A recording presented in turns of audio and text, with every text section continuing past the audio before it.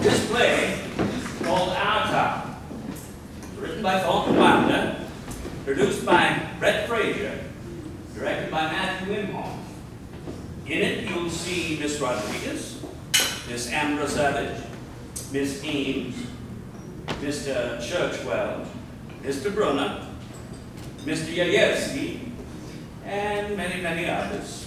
Now, the name of our town is Grover's Corners, New Hampshire, just across the Massachusetts line. Latitude 42 degrees 40 minutes, longitude 70 degrees 37 minutes. The first act shows a day in our town. The day is May 7, 1901. The time is just before dawn. Yeah, the sky is beginning to show some streaks of light over there in the east, beyond our mountain.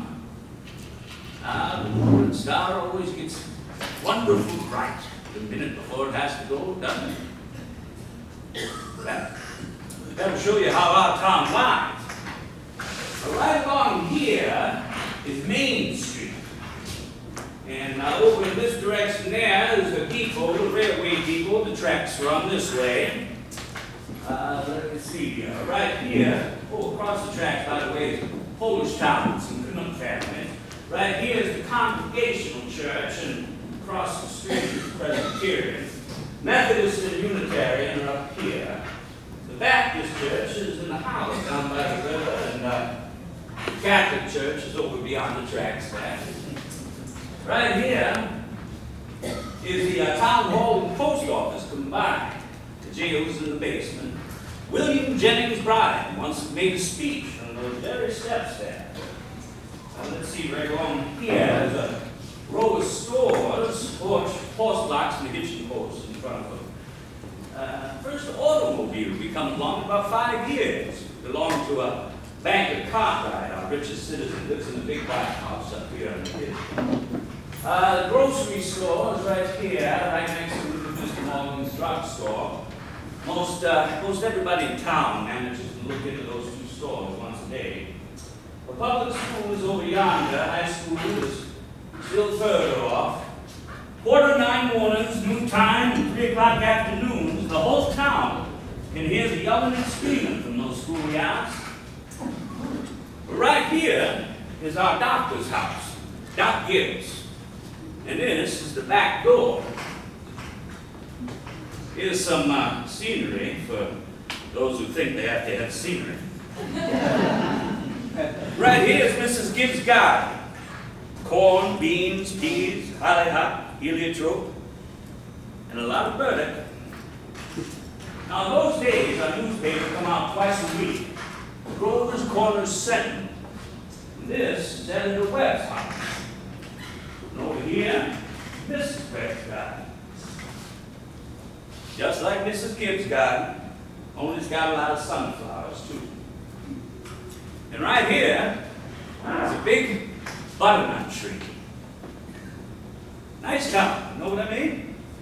Nobody very remarkable ever come out of it, as far as we know. Earliest dates on the tombstones up there in the cemetery say 1670, 1680. They're Grovers and Cartwrights, Gibbses and Herseys, same names as you see around here now. Well, as I said, it's about dark. Only lights on in town are in a cottage over by the tracks where a Polish mother's just had twins. And we see over in the Joe Kroll house where Joe Jr. is getting up so as to deliver the paper. And in the depot where Shorty Hawkins get ready to flag the 545 for Boston.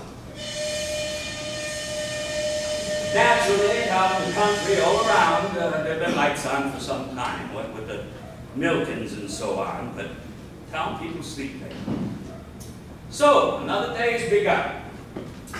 Here comes Doc Gibbs now, coming down Main Street, coming back from that baby case.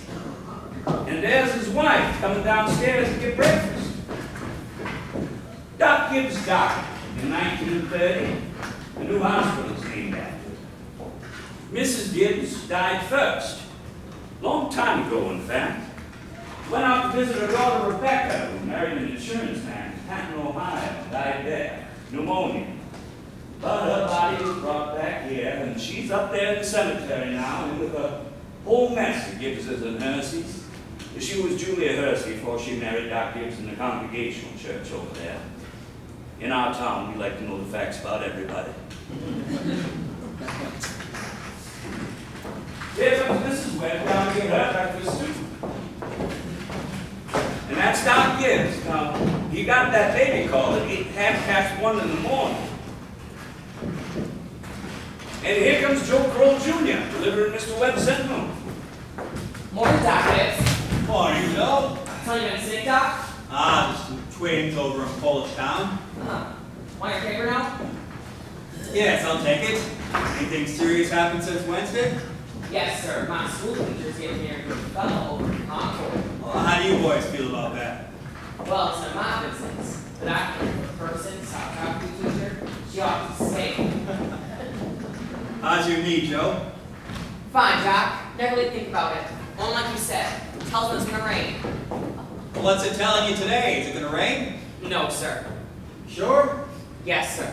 Knee ever made a mistake, Joe? No, sir. I want to tell you something about this boy Joe Kroll here.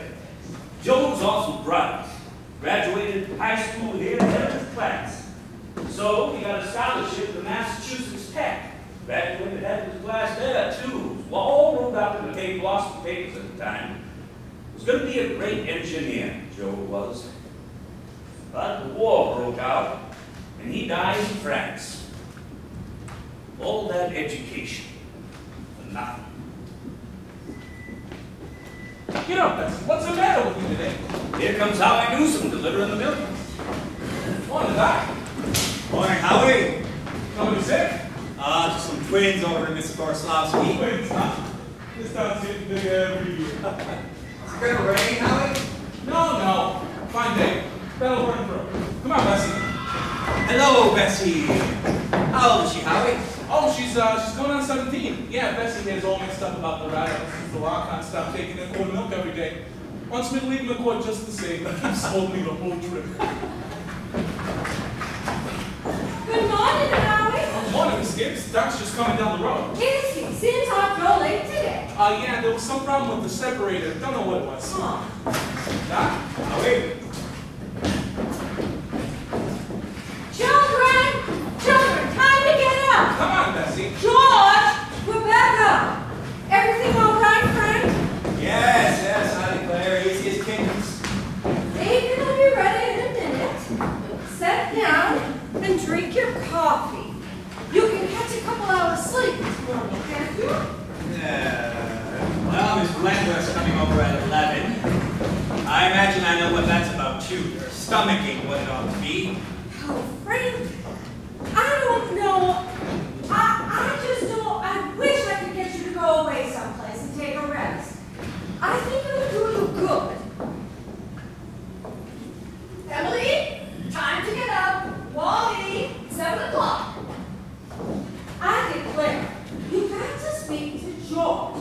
Seems like something's come over him lately. He's no help to me at all. I can't even get him to cut me some wood. Is he sassy to you? No, he just whines. All he thinks about is that baseball. George! Rebecca, you'll be late for school! George! George, look sharp! Yes, Pa! Don't you hear your mother calling you? I think I'll go upstairs before he wakes. Wally! You'll be late for school! Emily! Come along now! And Wally, you better wash yourself good or I'll come up there and do it myself. What dress shall I wear? Oh, don't make a noise. Your father's been out all night, needs his sleep. I washed and ironed the blue gingham for you special.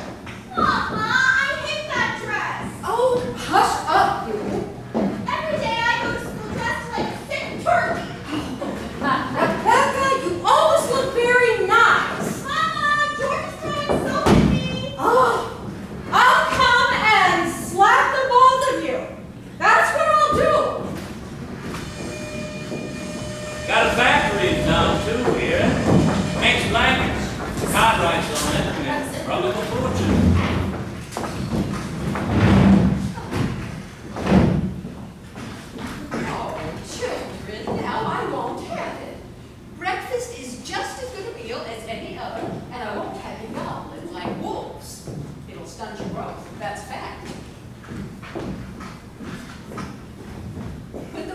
Wally.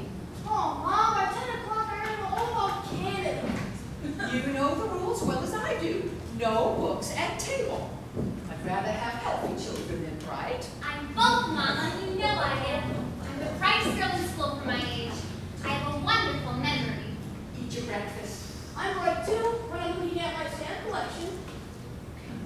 I'll speak to your father about it when he's rested. Seems to me 25 cents a week's enough for a boy your age. I declare I don't know how you spend it all. Oh, Ma, I got a lot of things to buy. Oh, strawberry phosphates. That's what you spend it on. I don't see how Rebecca comes to have so much money. She has more than $1. I've been saving it up for Actual. Well, dear, I think it's a good thing to spend some every now and then. Mama, do you know what I love most in the world? Do ya? Money. Eat your breakfast. Mama, Oh, you didn't rush. Don't rush. stop it! Wally, pick up your pants at the name. Tell Miss Foster I send her my best congratulations. Never had baseball. Right, right. Can you remember that? Yes, lady. Stand up straight. You look real nice, Rebecca. Pick up your feet. Bye!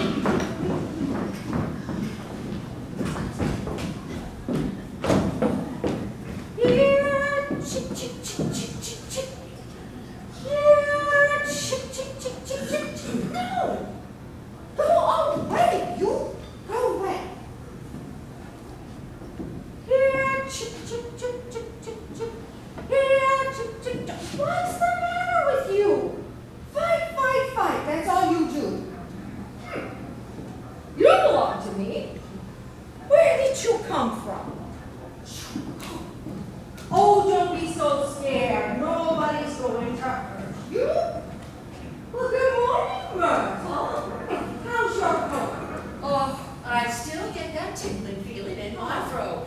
I told Charles as I don't know, I'll go to choir practice tonight. Well, have you tried singing over your voice? Yes, but somehow when I do that, I can't stay on the key. While I'm resting myself, I thought I'd string some of these beans. Oh, let me help you. Beans are good this morning. I decided to put up 40 quarts if it kills me. Children say they hate them, but I noticed they managed to get them down all winter. Now, Myrtle, I gotta tell you something. Because if I don't tell somebody, I'll burst. What, Julia Gibbs? Here, give me some more of those beans. Myrtle, did one of those used furniture men from Boston come to see you last Friday? No. Well, he called on me. First, I thought he was a patient wanting to see Dr. Gibbs, and he worked his way into my parlor. And Myrtle Webb, he offered me $350 for Grandmother Wentworth's Bible. As I'm sitting here. Why, Julia He Gibbs? did. Well, you're going to take it, aren't you? Well, I don't know.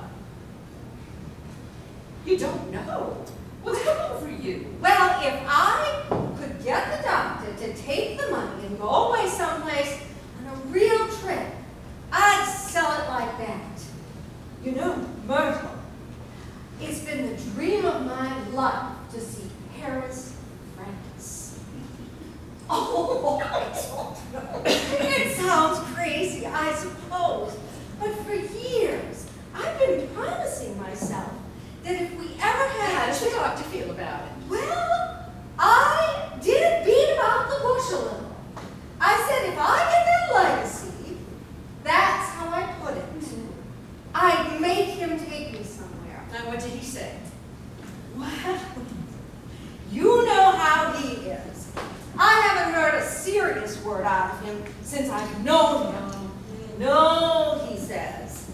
It might make him discontented with Grover's Corners to go traipsing through Europe. Better let well enough alone, he says.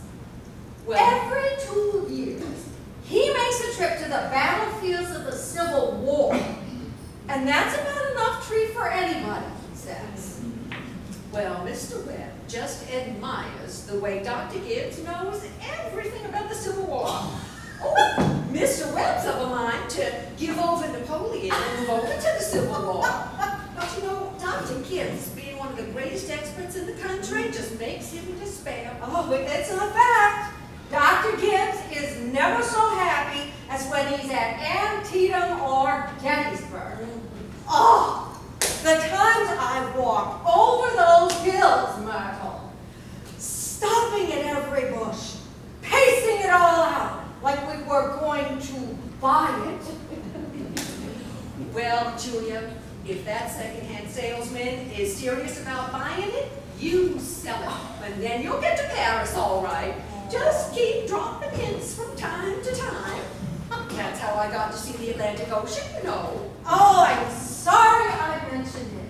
Only it seems to me that once in your life before you die, you ought to see a country where they don't talk in English. I don't even want to.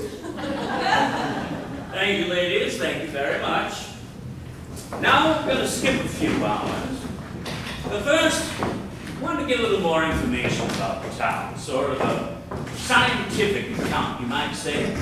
So I've invited Professor Willard of our state university to fill in a sketch in a few of the details about past history here. Is Professor Willard here?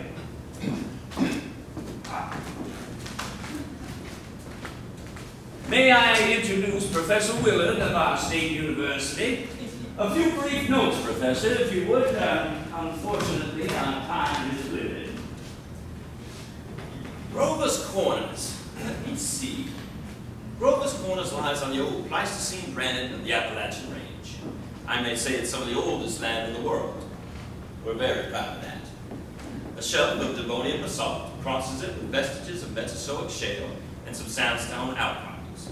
Now that's all more recent, 200, 300 million years old. Some highly interesting fossils have been found.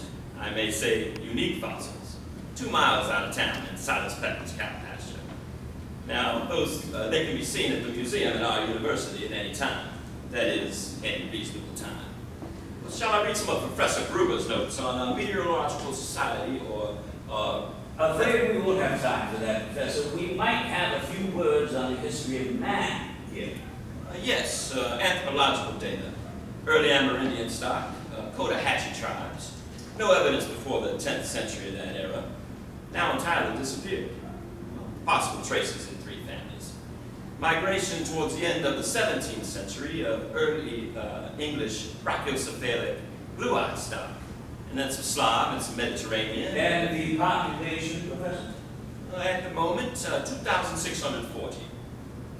Just a moment, Professor. Indeed. Population, at the moment, 2,642. Postal District brings in another 507 for a total of 3,149. Now, mortality and birth rates constant. By McPherson's gauge, 6.032. Thank you, Professor Willard. We're all very much obliged to you. Oh, not at all, sir, not at all. Right this way, Professor. Thank you again. And now for the political and social report. Editor Webb. Oh, Mr. Webb. He'll be there in a moment. He cut his hand eating an apple. Oh, Charles, everybody's waiting. Mr. Webb is the publisher and editor of the Grover's Corners Sentinel. That's the local newspaper, you know.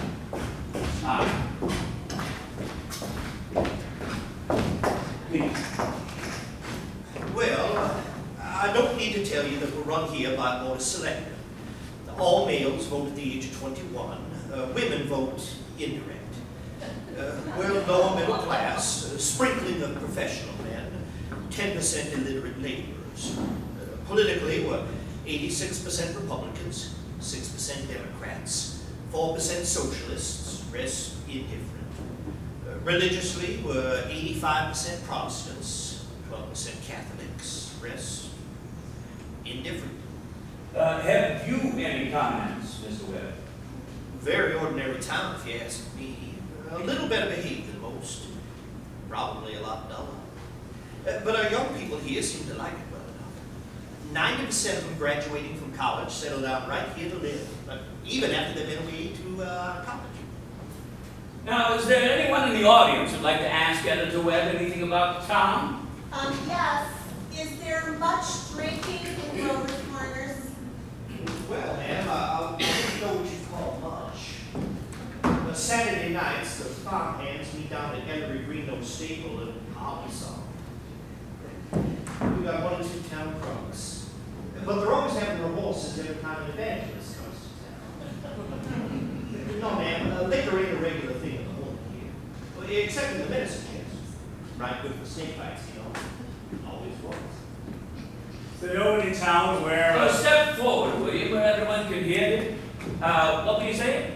Is there no one in town aware of social injustice and industrial inequality?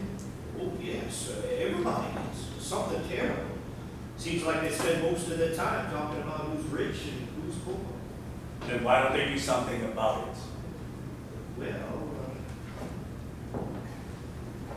I don't know. I guess we're all hunting like everybody else to find a way for the diligent and sensible to rise to the top and the lazy and quarrelsome to sink to the bottom. But it ain't easy to find. Meanwhile, we help those that can't help themselves, and those that can, we leave alone. Are there any other questions? Oh, Mr. Webb. Mr. Webb, is there any culture or love of beauty in Grover's Corners? Well, ma'am, there ain't much. Not in the sense that you mean. Come to think of it, there's some girls that play the piano for high school commencement. But they ain't happy about it. No, ma'am, there isn't much culture. But maybe now's the place to tell you that we've got a lot of pleasures of a kind here. We like the sun coming up over the mountain in the morning. And we notice a great deal about the birds, pay a lot of attention to them. And we watch the change of the seasons. Yes, we all know about them. But those other things? Well, you're right, ma'am, there ain't much. Robinson Crusoe, the Bible, Handel's Largo, we all know about that. Oh, Whistler's Mother. Those are just about as far as we go. So I thought. Thank you, Mr. Webb. Thank you, Mr. Webb. And now we'll head back to town. It's early afternoon. All 2,640 and 2 have had their dinners and all the dishes have been washed. There's an early afternoon calm about the town. The humming and the buzzing coming from the school buildings. Only a few buggies on Main Street, horses dozing to the hitching post. You all remember what it's like. Doc Gibbs is in his office, tapping people, making them go, ah. And, well, there's Editor Webb, cutting his lawn. 1 man in 10 thinks it's a privilege to push his own lawnmower. I can't go, I got no home from my No, mother. sir, it's later than I thought. There are the children coming home from school already. Emily, walk simple. Who do you think you are today? Oh, Papa, you're terrible. 1 minute you tell me to stand up straight, and the next minute you call me names. I just don't listen to you. Oh, I have never been kissed by such a fine lady. Oh, excuse me, Miss Forrest. Go out and play in the fields, young man. You've got no business. Awfully sorry, Mrs. Forrest.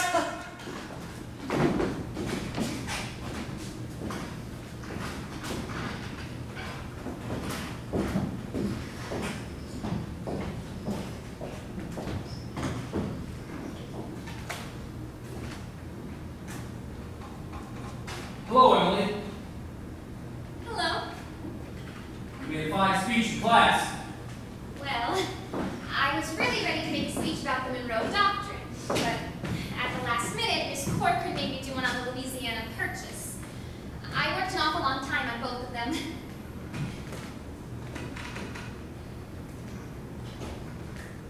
Gee, It's funny, Emily. From my window up there, I can just see your headlights when you're doing your homework over in your room. Why can't you? You sure do stick to it, Emily. I don't see how you can sit still that long. I guess you like school. Well, I always feel it's something you have to go through. Yeah. I don't mind it, really. It passes the time. Yeah.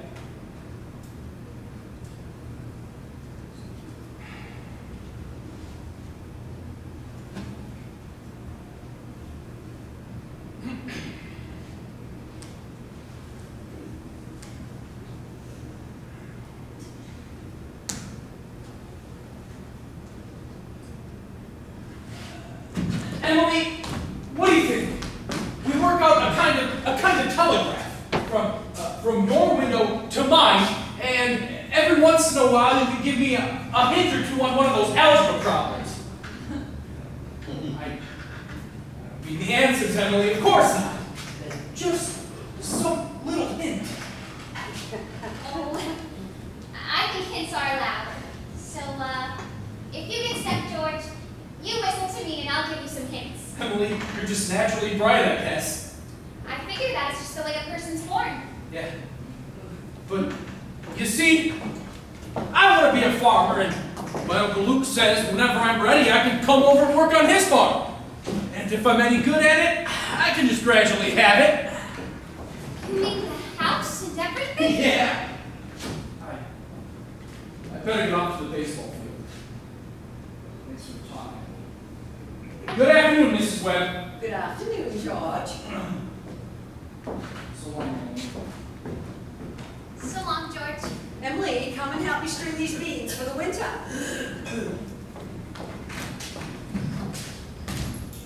Well, George Gibbs let himself have a real conversation, didn't he?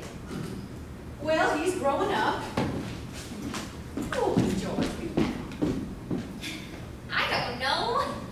Well, let's see. Oh, he must be almost 16.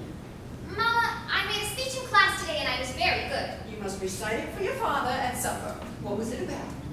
The Louisiana Purchase. It was like silk off a spool. I'm gonna make speeches all my life. Mama, are these big enough? Try and get them a little bigger if you can. Mama, will you answer me a question serious? Seriously, dear, not Seriously, serious. will you? Of course I will. Mama, am I good looking? Well, of course you are. All my children have good features. I'd be ashamed if they hadn't. No, Mama. That's not what I mean. What I mean is, am I pretty? I already told you, yes. Now that's enough of that. You have a nice, young, pretty face. Never heard such nonsense. Oh, Mama, you never tell us the truth about anything. I am telling you the truth. Mama, were you pretty? Yes, if I say it, I was. I was the prettiest girl in town next to Mamie Cartwright. Oh, but Mama, you gotta say something about me. Am I pretty enough to get anybody?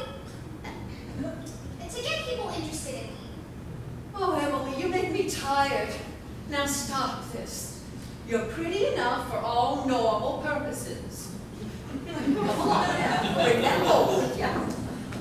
Mama, you're no help at all. Thank you, Mrs. Webb. Thank you, Emily.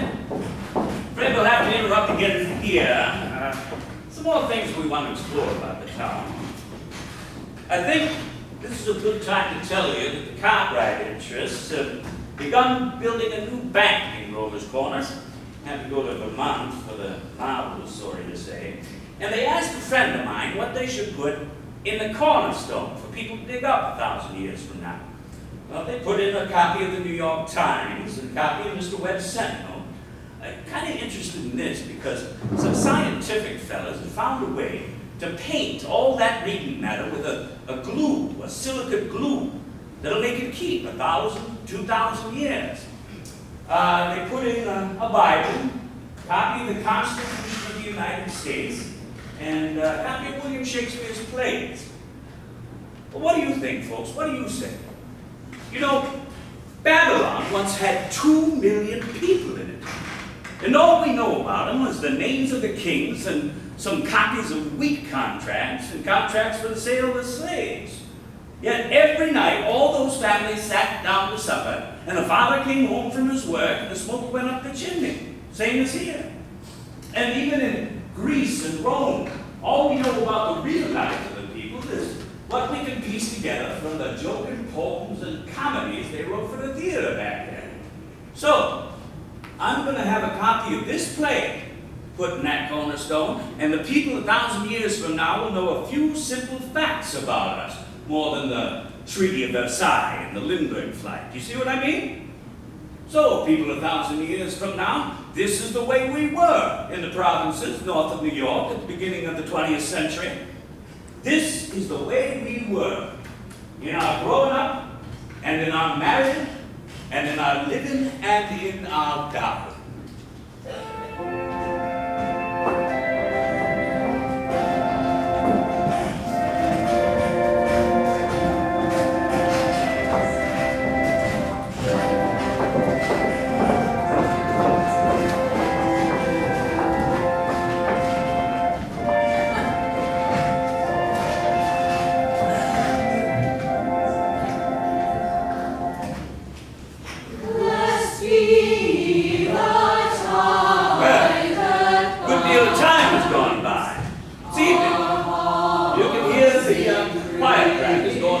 Congregational church.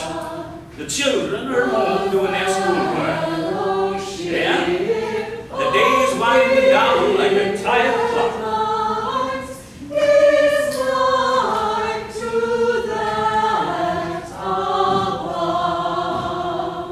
Now, look here, everybody.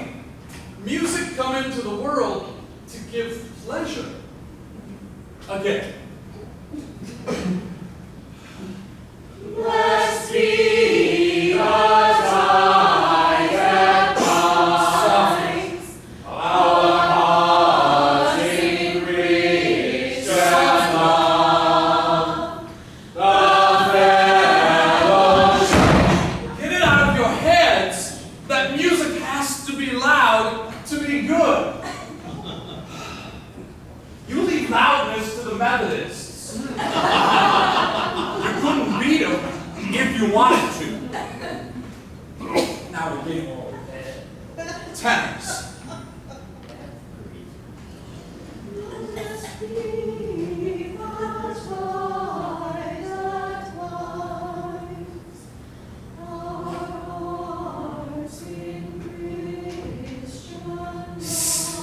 Emily. Hello. Hello. I can't work at all. The moonlight's terrible. Emily, did you get the third problem? Which? The third? Why, yes, George. That's the easiest of them all. I don't see it. Emily, can you give me a hint? I'll tell you one thing. The answer's in yards. In yards? How do you mean? In square yards. Oh, in square yards. Yes, George. Don't you see? Yeah. In square yards of wallpaper. Wallpaper. Oh, I see. Thanks a lot, Emily. You're welcome. My, isn't the moonlight terrible? And choir practice going on? I think if you hold your breath, you can hear the train all the way to Pontycook. Can you hear it? What do you know? Well, I guess I better get back to trying to work. Good night, Emily. Thanks. Good night, George. Now, before I forget, how many of you can come in Tuesday afternoon to sing for Brad Hersey's wedding? Show your hands. That'll be fine. That'll be right nice. We'll just sing the same music we sang for James Routledge's last month. Now we'll do Art Thou Weary, Art Thou Languid. It's a question, ladies and gentlemen. Make it talk. Ready?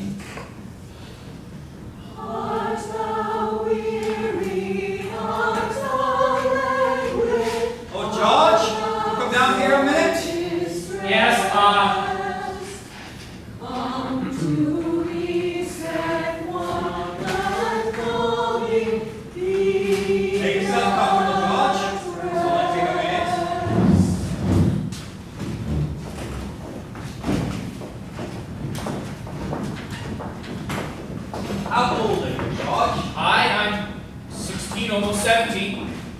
And what do you plan to do with yourself once school's over? You know, Pa, I want to be a farmer on Uncle Luke's farm. And you'd be willing, will you, to get up early and milk and feed the stock? You'll be able to hoe and hay all day.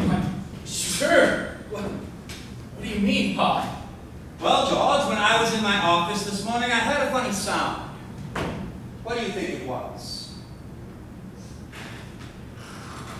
It was your mother chopping wood. There, you see your mother getting up early, cooking meals all day, washing and ironing, and still she has to go to the backyard to chop wood. I guess she just got tired of asking you. She just gave up and decided to do it herself. You eat her meals, you put on the clothes she keeps nice for you, and you run off and play baseball. Like she's some hired girl we keep around the house, but that we don't like very much. I knew all I had to do was draw your attention to it, George. Here's your handkerchief. George, I've decided to give you an increase in your spending money, 25 cents a week. Not, of course, so you can chop wood for your mother, because that is a present you give to her.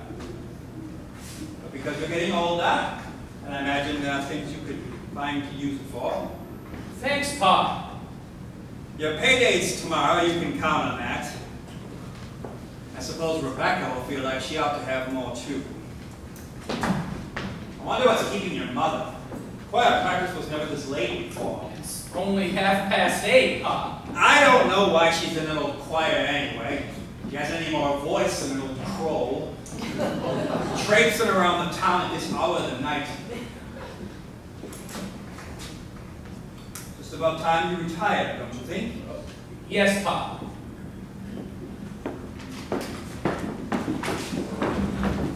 Good night, Martha!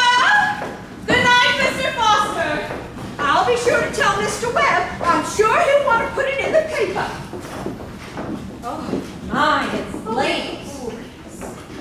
Good night, Irma! Real nice choir practice, wasn't it? Myrtle Webb. Look at that moon, will you? Potato. Sure. Naturally, I didn't want to say a word about it in front of the others, but now that we're alone, really, it was the worst scandal that ever was in this town. What? Simon Stinson. Oh, no, Luella. Oh, but Julia, to have the organist of a church drink and drunk year after year. You know he was drunk tonight. Now, Luella, we all know about Mr. Stimson, and we all know about the troubles he's been through. And Dr. Ferguson knows too, and if Dr. Ferguson keeps him on there, his job, then the only thing the rest of us can do is just not to notice it. Oh, not to notice it, but it's only getting worse. No, it isn't, Luella. It's getting better. I've been in this choir twice as long as you have. Doesn't happen here as often as it used to. I need to go in on a night like tonight. Better hurry. Those children will be sitting up till all hours. Good night, Luella. Can you get home safe, Luella? Oh, it's as bright as day. I can see Mr. Soames scowling at the window now. You would think we'd been to a dance the way the men folk carry on.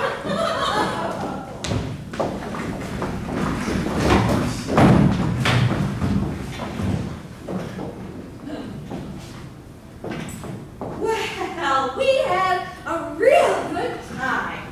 You're late enough. Oh, my Frank. It ain't any later than usual. And you stopping at the corner to gossip with a lot of hens. Oh, Frank. Don't be so grouchy.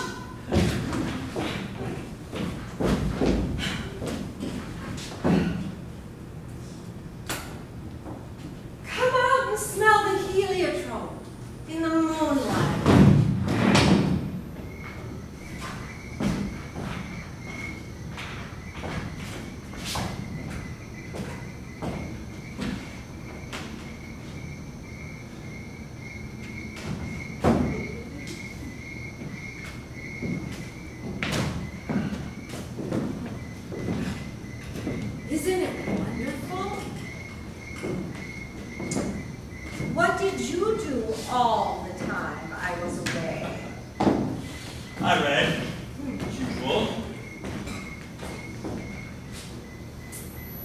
What did the girls have to gossip about tonight?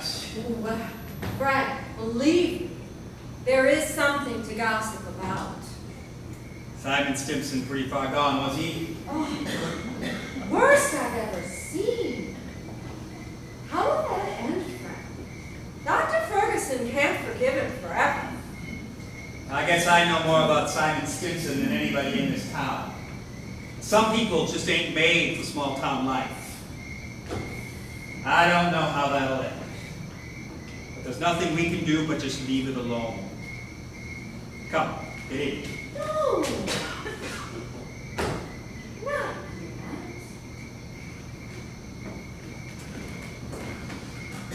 yet.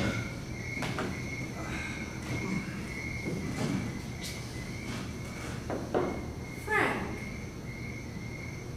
I'm worried about you. What are you worried about? I think it's my duty to make plans for you to get a real rest and change. And if I get that legacy, well, I'm going to insist on it. Now, Julia, there's no sense bringing up that again. Oh, Frank, you're just unreasonable.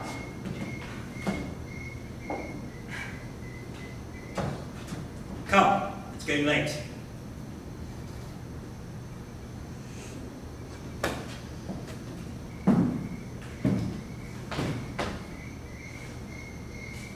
First thing you know, you'll catch a cold.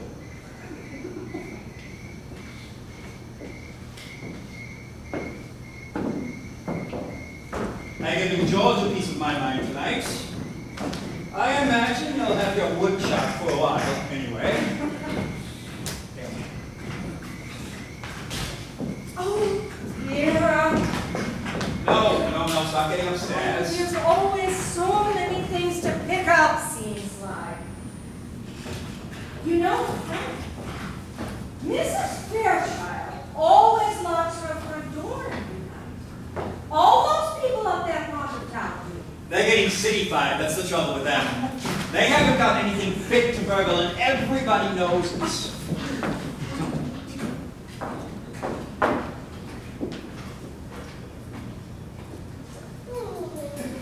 Get out, Rebecca! Use your own window! It's almost spoiling everything! Now let me look just a minute. I said use your own window! I did, but there's no room there.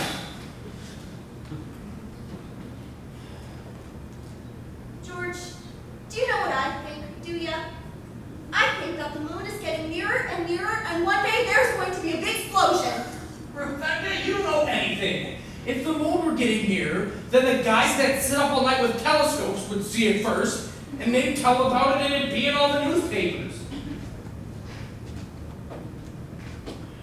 George, is the moon shining on South America, Canada, and half the whole world? Well, probably is. 9:30. Most of the lights are out. No, there's Constable Warren trying a few doors on Main Street. And here comes Editor Webb after putting his newspaper to bed. Good evening, Bill. Evening, Mr. Webb. Quiet a moon. Yep. All quiet tonight? Simon Stimson's rolling around a little. I saw his wife moving out to hunt for him, so I looked the other way. Here he is now. Good evening, Simon. Town seems to have settled down for the night pretty well. Good evening. Yes, most of the town settled down for the night, Simon. I guess we better do the same. Can I walk along a ways with you?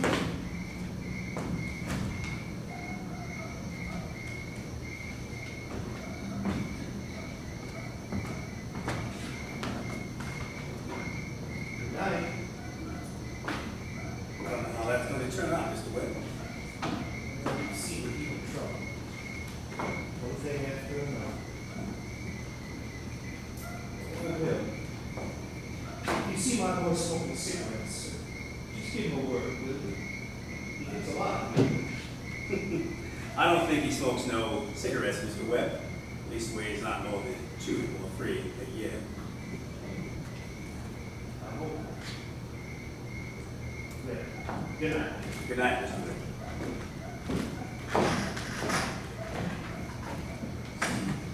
Who's that there? Is that you, Myrtle? No, it's me, Papa. Why aren't you in bed? I don't know. I just can't sleep yet, Papa. The moonlight's wonderful. And the smell of Mrs. Gibbs' heliotrope. Can you smell it? Yes. You haven't got any troubles on your mind, have you? Troubles, Papa? No. Well, enjoy yourself, but don't let your mother catch you. Good night. Good night, Papa.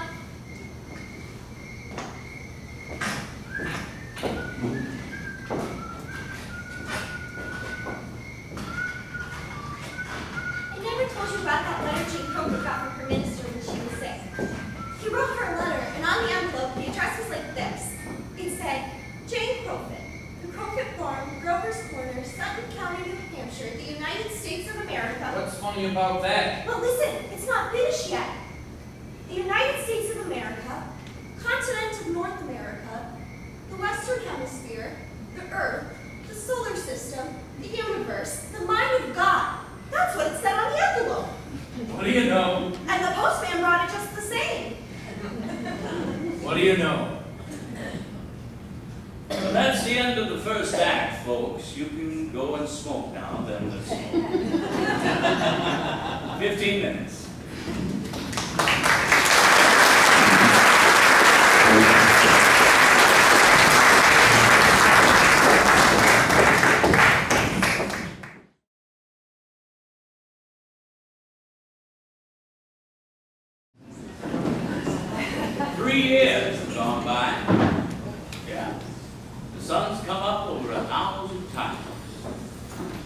Summers and winters have cracked the mountains a little bit more, and the rains have brought down some of the dirt.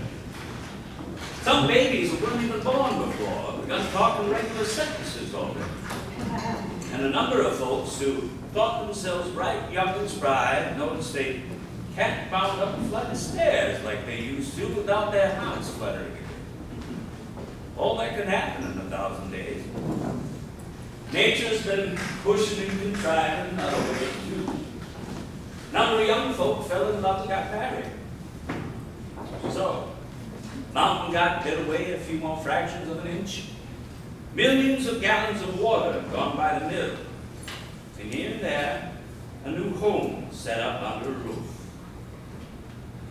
Most everybody in the world gets married, you know what I mean? In our town, there ain't hardly any exceptions. Most everybody in the world climbs into their graves married. Now, the first act was called the daily life. This act is called love and marriage. There's another act after this. I reckon you can guess what that's about. So, it's 3 years later, 1904. It's July 7th, right after high school commencement. That's the time most of our young folk jump up and get married. Seems like as soon as they finish their examinations, their final examinations in solid geometry and Cicero's orations, they feel they're ready to jump up and get married. Now, it's early morning. Only this time it's been raining. It's been pouring and thundering. Mrs. Gibbs' garden, Miss Webb's there, drenched. All those bean poles and pea vines drenched. All yesterday over there on Main Street, the rain looked like curtains being blown along. Yeah. Maybe gonna get any minute. There, you hear the 5:45 for Boston. And there's Mrs. Gibbs and Mrs. Webb coming downstairs to get breakfast, just as though it were an ordinary day. Now, I don't have to point out to the women in my audience that those ladies they see there before them, both those ladies cook 3 meals a day.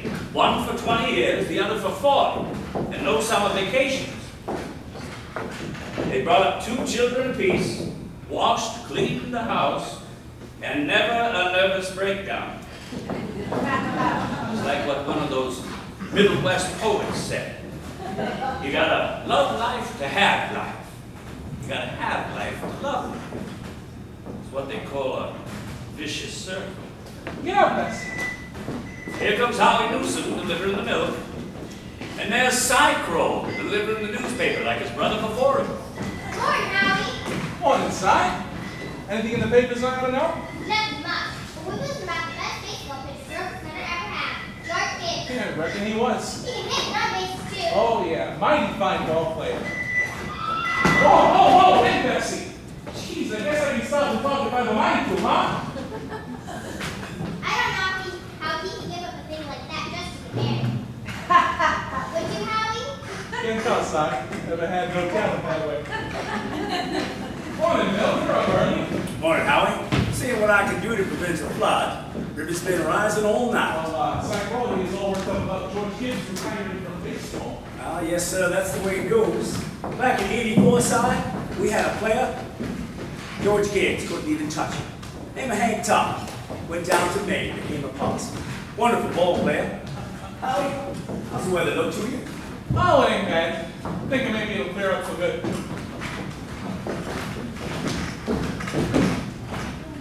Good morning, Howie. Morning, Miss Gibbs. Do you think it's going to rain again? I think it rained so hard it'll clear up. Oh, I certainly hope it will. How many did you want today? Oh, I'm going to have a house full of relations, Howie. Looks to me like I'll need 3 a milk and 2 of cream. My wife told me to tell you is how we both hope they'll be very happy, Miss Gibbs. No, they will. Thanks a lot, Howie. Tell your wife I hope she gets there to the wedding. Yes, ma'am. She'll be there. She'll be there if she can. Morning, Miss Webb. Oh, good morning, Mr. Newsom. Now, I know I told you 4 quarts of milk, but I wonder if you could spare me another. Oh, yes, ma'am. I'll hand it to a cream. Yes. Did you wait here? Well, I was just talking to Miss Gibbs, so I'm going to lighten up for good. Mrs. Newsom told me to tell you how we hope they'll both be very happy, Mrs. Webb. No, they will. Well, you say thank you to Mrs. Newsom and thank you to Mr. Newsom, and we'll count on seeing you at the wedding. Yes, Miss Webb. Goodness, that. Come on, Bessie. Well, Ma, here you come. Losing one of your chicks. Don't say another word, Frank. Dear. I feel like crying every minute. Sit down and drink your coffee. The groom's upstairs shaving, although there ain't a lot to shave. Whistling and singing like he's glad to leave us. Every now and then he looks in the mirror and he says, I do. It ain't very convincing to me. I declare, Frank, I don't know how we get along.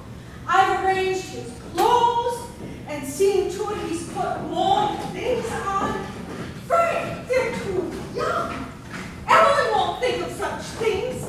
He'll catch his death of cold within a week. I was remembering my wedding morning, Julia. Oh, now don't start there, Frank. I was the scariest young fellow in the state of New Hampshire. I thought I'd make a mistake for sure. But when I saw you walking down the aisle, I thought you were the prettiest girl I'd ever seen. The only trouble was I'd never seen you before. So there I was in the Congregational Church marrying a total stranger. And how do you think I felt? Frank, weddings are perfectly awful things. Farces. That's what they are. Here. I've made something for you. Why, Julia Hurst, French toast. The dream come to me, and I had to do something. How'd you sleep last night, Julia? Oh. Well, I heard a lot of the hours struck off. Yes, I get a shock every time I think of George setting out to be a family man. That great giggling thing. You know, Julia, the most terrifying thing in the world is a son. The relationship between a father and a son is the darndest, awkwardest. Well, mother and daughter is no picnic. Let me tell you. They'll have their troubles, I suppose, but that's none of our business. Everyone has a right to their own troubles. Yes.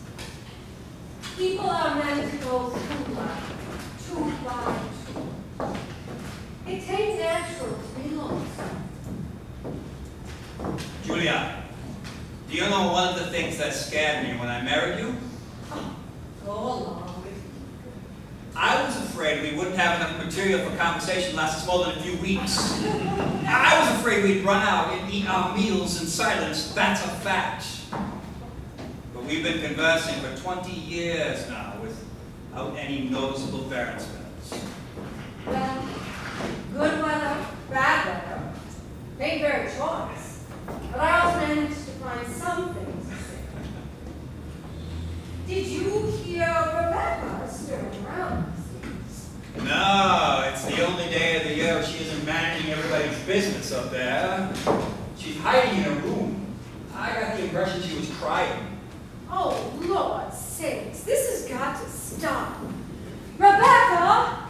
Rebecca, come and get your breakfast. Good morning, everybody. Only 5 hours left to live. Yes, where are you going? Just going across the grass to see my girl. Well, now, George, you put on your overshoes. It's raining torrents. You don't go out of this house without your prepared. Oh, Ma, it's just a step. George! You'll catch your death of cold and cough all through the service. George, do as your mother tells you.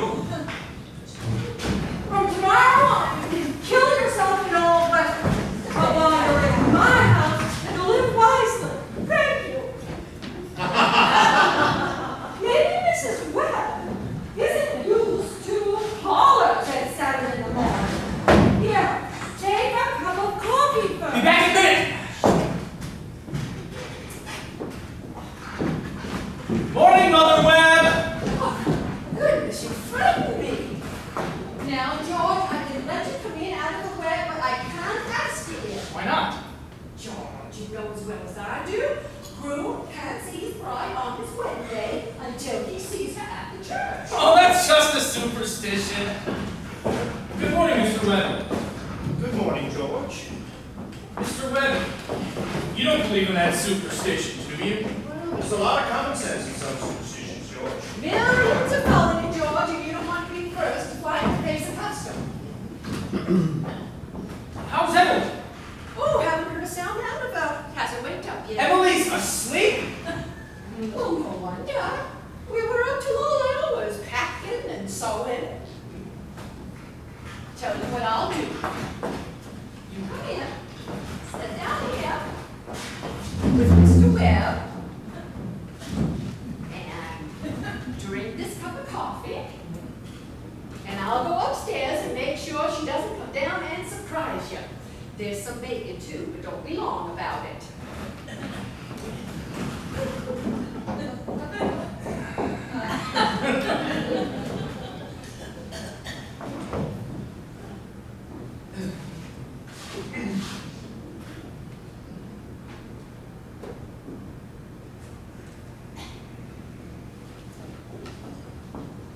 Well, George, how? Fine!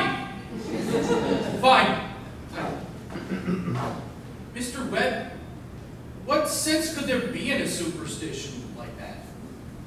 Well, you see, on our wedding morning, a girl's head's apt to be full of clothes and one thing or another. Don't you think that's probably it? Yes, I never thought of that. Girls have to be like nervous on a wedding day. I just wish a fella could get married without all that marching up and down. Every man who's ever lived has felt that way about it, George. It hasn't been any use. It's the women folk who built up weddings, my boy. For a while now, the women have it all their own. A man looks pretty small in a wedding, George. All those good women standing shoulder to shoulder, making sure the knot's tied in a mighty public way. But you believe in it, don't you, Mr. Webb? Oh, yes. Oh, yes. Now don't misunderstand me, my boy. Marriage is a wonderful thing. A wonderful thing. Don't you forget it. No, sir.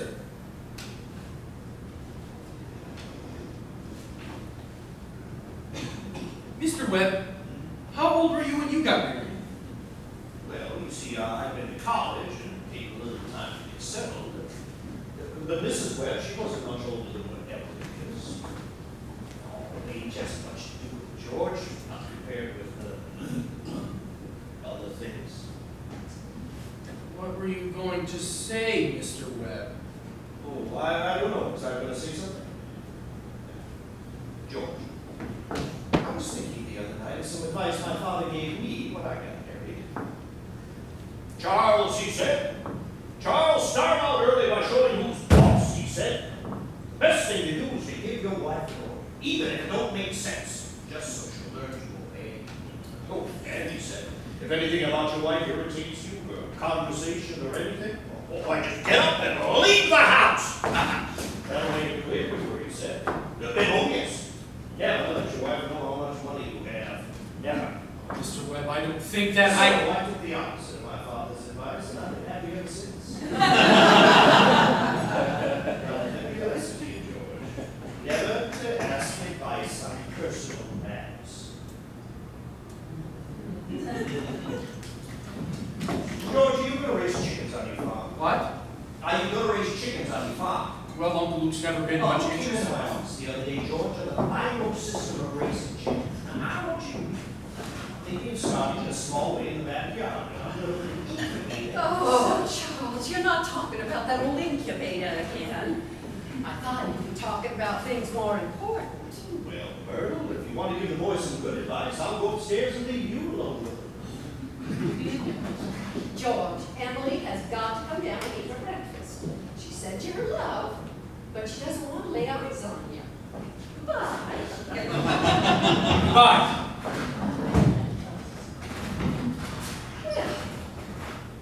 Myrtle, I guess you didn't know about that old superstition. Oh, since the cave. No bridegroom should ever see his father-in-law on the day of the wedding.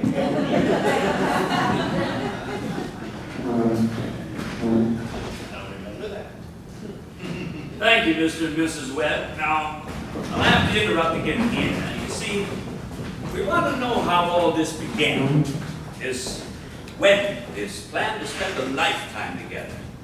I'm awfully interested in how things like that begin. You know how it is. 21, 22. You make a few decisions and you're 70. You've been a lawyer for 50 years, and that white-haired lady at your side has eaten over 50,000 meals with you. How do such things begin? George and Emily are going to show you now the conversation they had when they first knew, well, as the saying goes, that they were meant for one another. But before they do it, I want you to try and remember what it was like to have been very young, and in particular, those days when you were first in love, when you were like a person sleepwalking, and you didn't quite see the street you were in, you didn't quite hear everything that was said to you. You were just a little bit crazy. Will you remember that, please? Now, George and Emily, they got out of school by 3 o'clock. George had just been elected president of the junior class, and as it's June, that means he'll be president of the senior class all next year. And Emily has just been elected secretary and treasurer.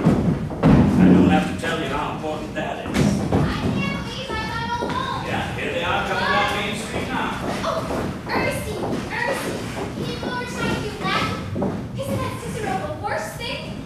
Tell your mother you have to. Goodbye. Goodbye, Helen. Bye, Fred. Emily, can I carry your books home for you? Thank you. It isn't far. Excuse me a minute, Emily. Hey, Bob, if I'm a little late, start practice without me. And give her some long, kind ones. Goodbye, Lizzie. Goodbye, Lizzie. I'm awfully glad you were elected too, Emily. Thank you.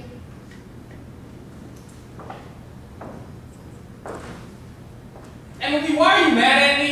I'm not mad at you. You've been treating me so funny lately.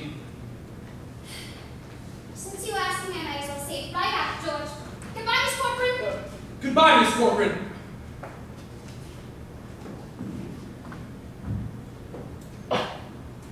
What is it? I don't like the whole change that's come over you in the last year. I'm sorry if that hurts your feelings, but I've got to tell the truth and shame the devil. Change? What do you mean? Up to a year ago, I used to like you a lot. And I used to watch you as you did everything. Because we've been friends so long. And then you began spending all your time at baseball. And you never stopped to speak to anybody anymore. Not even to your own family you didn't. And George, it's a fact. You got awful stuck up and conceited. And all the girls say so. They may not say so to your face. But that's what they say about you behind your back. And it hurts me to hear them say it, but I've got to agree with them a little. I'm sorry if that hurts your feelings, but I can't be sorry I said it.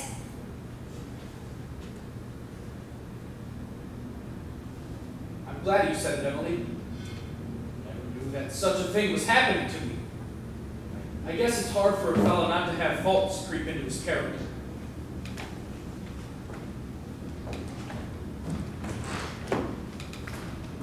I always expect a man to be perfect, and I think he should be. Oh, I don't think it's possible to be perfect, Emily. Well, my father is. And as far as I can see, your father is. There's no reason on earth why you shouldn't be too. Well, I think it's the other way around, that men aren't naturally good, but girls are. Well, you should know right now that I'm not perfect. It's not as easy for a girl to be perfect as a man. Because we girls are more nervous. Now, I'm sorry I felt that about you. I don't know what made me say it. Emily! Now I see that it's not the truth at all, and I suddenly feel it isn't important anyway.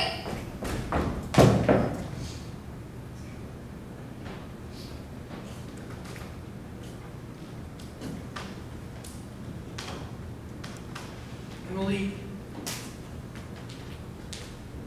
would you like to get an ice cream soda or something before you go home?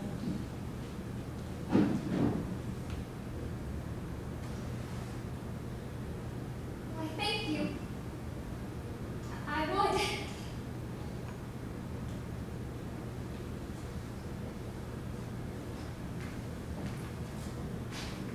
Hello, Stu! How are you? Good afternoon, Mrs. Slocum.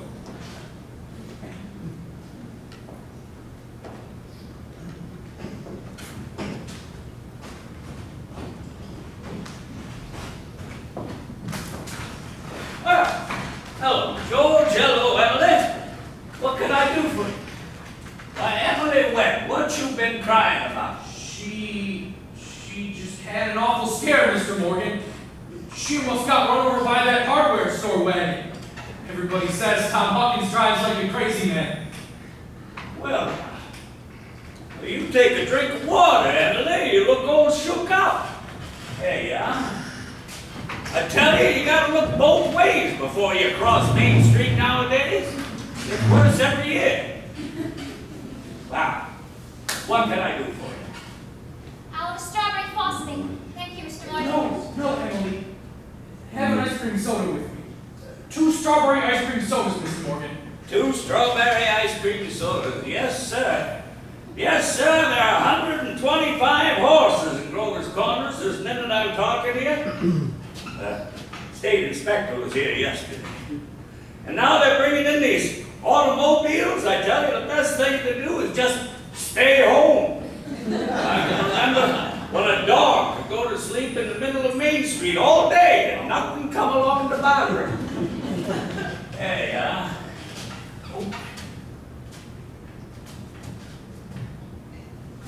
Enjoy them. Yes, Mrs. Adams. What can I do for you?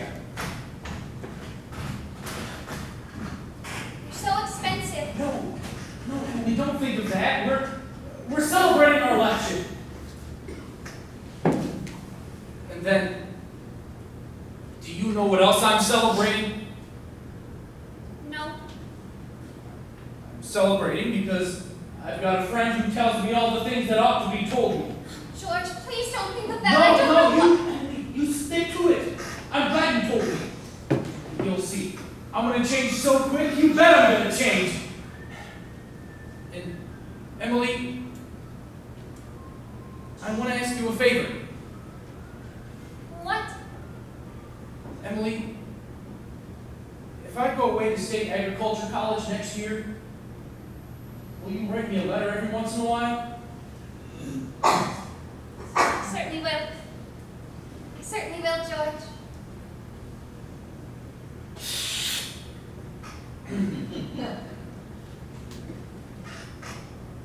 Certainly seems like being away 3 years, you get out of touch with things. Maybe letters from Grover's Corners won't be so interesting after a while. Grover's Corners may not be the most important place when you think of all New Hampshire. But I think it's a very nice town. The day wouldn't come when I wouldn't want to know everything that's happening here. I know that's true, Emily. Well, I'll try to make my letters interesting.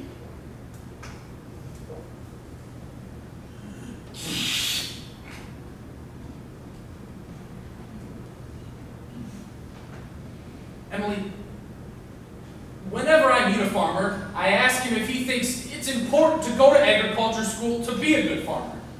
Why, George! Yeah, and some of them say it's even a waste of time. You can get all those things anyway out of the pamphlets the government sends out, and Uncle Luke's getting old. He's about ready for me to start him taking over his farm tomorrow if I could. Mom? And like you said, being gone all the time in other places and reading other people, gosh. If anything like that can happen, I don't want to go away. I guess new people aren't any better than old ones. That they almost never are. Emily, I feel you're as good a friend as I've got. I don't need to go and meet the people in other towns. But George, maybe it's very important for you to go and learn all that about cattle judging and soils and those things. Of course, I don't know. Emily, I'm going to decide right now. I won't go. I'll tell Pa about it tonight. George, I don't see why you have to decide right now. It's Emily, I'm glad you spoke to me about that fault in my character. You were right. But there was one thing wrong in it, and that was when you said that for a whole year I wasn't noticing people, and you, for instance, why, you say you were watching me when I did everything? I was doing the same about you the whole time. Sure, I always thought about you as one of the chief people I thought about. I always made sure where you were sitting in the bleachers and who you're with, and for the past 3 days now I've been trying to walk home with you, but something's always gotten in the way. Yesterday I waited for you against the wall, but you walked home with Miss Corcoran. George, life's awful funny. How could I have known that? Emily, let me tell you why I'm not going to agriculture school. Emily, I think that once you've found a person that you're very fond of, I mean, somebody who's fond of you too and likes you enough to be interested in your character, well, I think that's just as important as college is, if not more so. That's what I think. I think it's awfully important too. Emily? Yes? Emily, if I do improve and make a big change, would you be, I mean, could you be... I am now. I always have been. Well, I guess this is an important talk we've been having. Yes. Yes. Give me a minute, Emily, and I'll walk you home.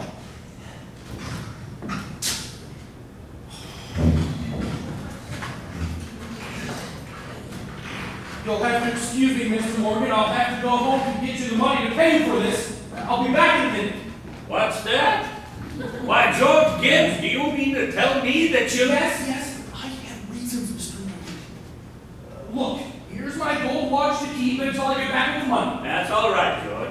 your watch. I'll trust you. I'll be back in 5 minutes. I'll trust you 10 years, George. Not a day over. Get all over your fried, Emily? Yes. Thank you, Mr. Morgan. It was nothing. I'm ready.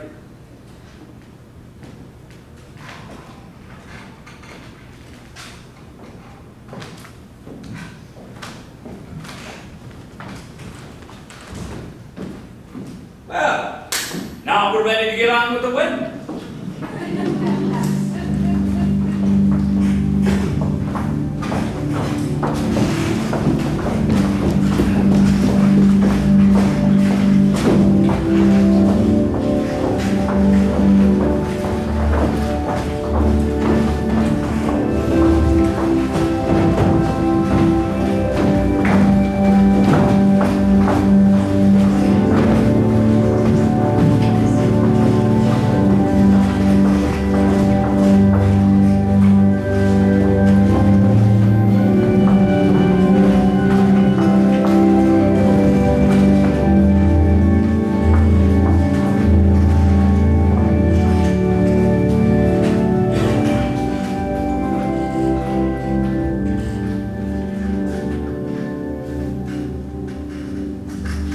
There's a lot of things to be said about a wedding. There's a lot of thoughts that go on during a wedding.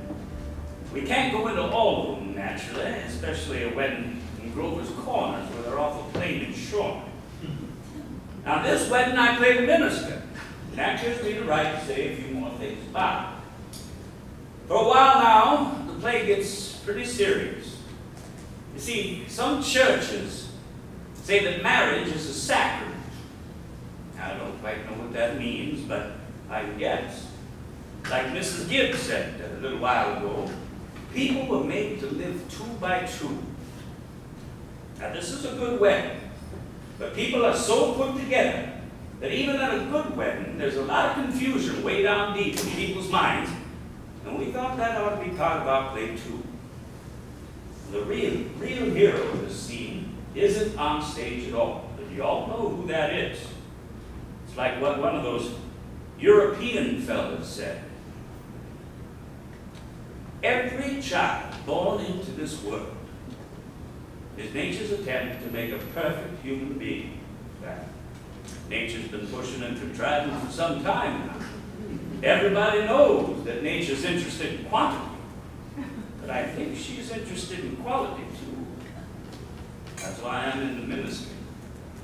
And don't forget about all the other witnesses at the wedding, the ancestors, millions of them. Most of them set out to live 2 by 2 as well. Millions of them. Well, that's all my sermon. Wasn't very long anyway.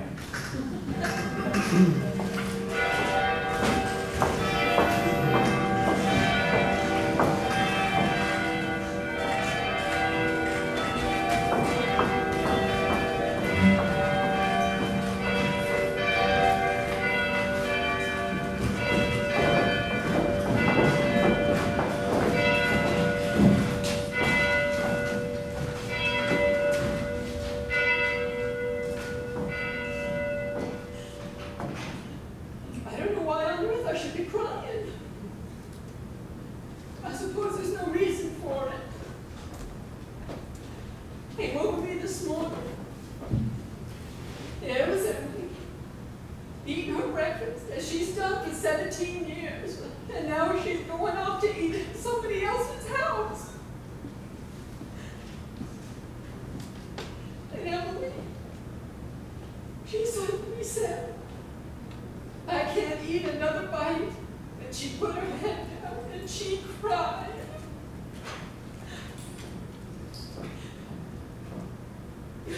I've got to say it. There's something downright cruel about the way we send our girls into marriage. I hope her girlfriends have told her a thing or two. It's cruel, I know, but I couldn't bring myself to say anything. Oh, the whole world is wrong. That's what's the matter. There they come. Hey, George! George! No! Hey, look at him, fellas. He looks scared to death. Yo! Hey, George, don't look so innocent, you old geezer. We know what you're thinking. Don't disgrace the team, big boy. Woo! There used to be an awful lot of that sort of thing in the old days. Well, we're more civilized now. So they say.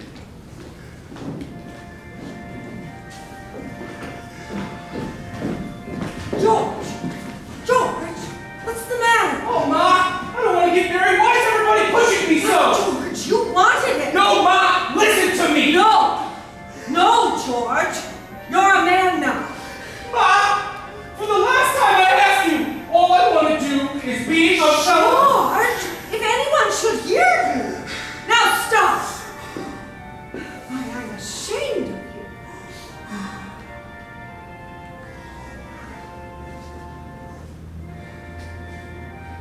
What? Where's Emily? You gave me such a turn. Ma, what are you crying for? I'm getting married. Let me catch my breath. Now, Ma, listen. You say Thursday nights. Emily and I will come over for dinner every Thursday night. You'll see. Come on, Ma. We gotta get ready for this.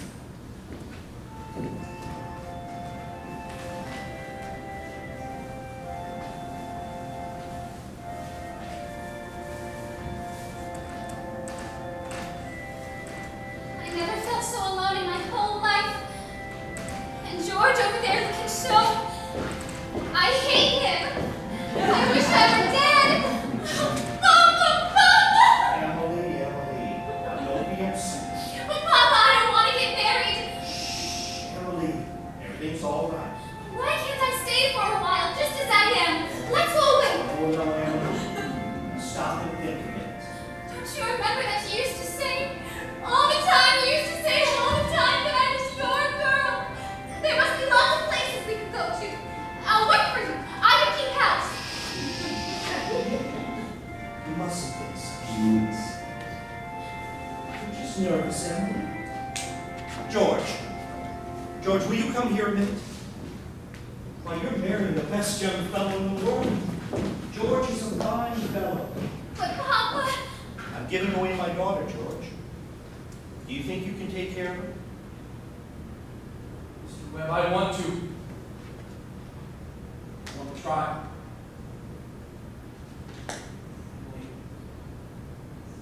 I'm going to do my best. I love you, Emily. Well, if you love me, help me. All I want is for someone to love me. Emily, I will. I'll try. And I mean forever. Do you hear? Forever and ever.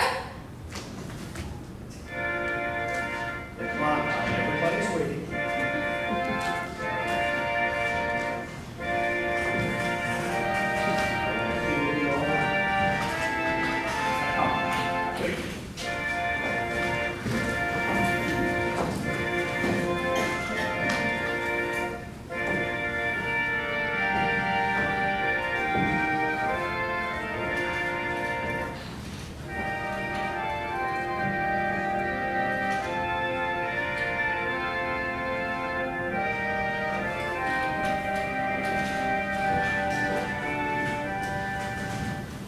Do you, George, take this woman, Emily, to be your wedded wife? Perfectly lovely wedding! Oh, loveliest wedding I ever saw! Oh, I do love a good wedding, don't you? Oh, doesn't she make a lovely bride? I do. Do you, Emily, take this man, George, to be your wedded husband? Don't know when I've seen such a lovely wedding! Oh, but I always cry. I don't know why it is, but I always cry.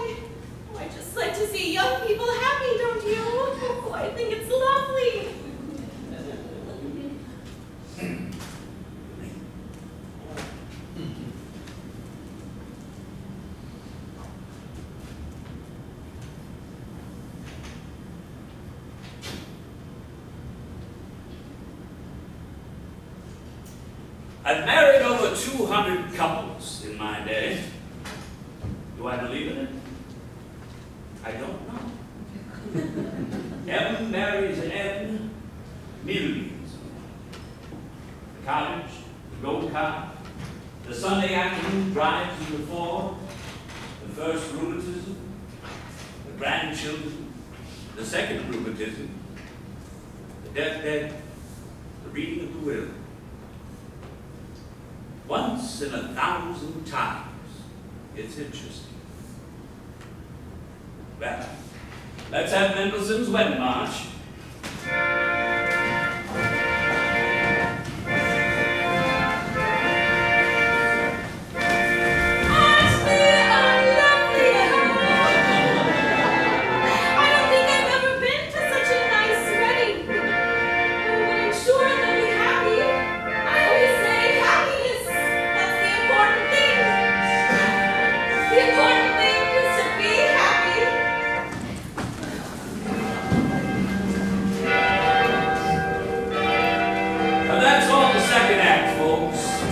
Intermission. Enjoy your wedding cake and coffee.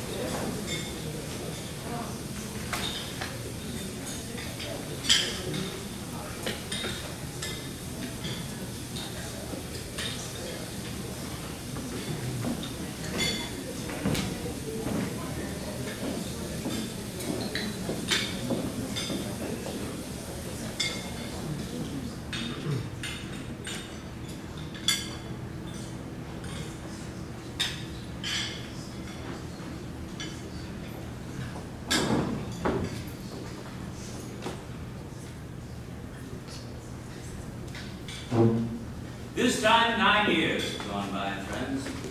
Summer 1913. Gradual changes in Grover's Corners. Horses are getting rarer. Farmers coming into town now in flocks. Everybody locks their doors at night now. Ain't been any burglaries in town yet, but everybody's heard about them. You'd be surprised. On the whole, things don't change much around here. Now this is certainly an important part of Grover's Corners. It's on a hilltop, a windy hilltop. Lots of sky, lots of clouds, often lots of sun, moon, and stars.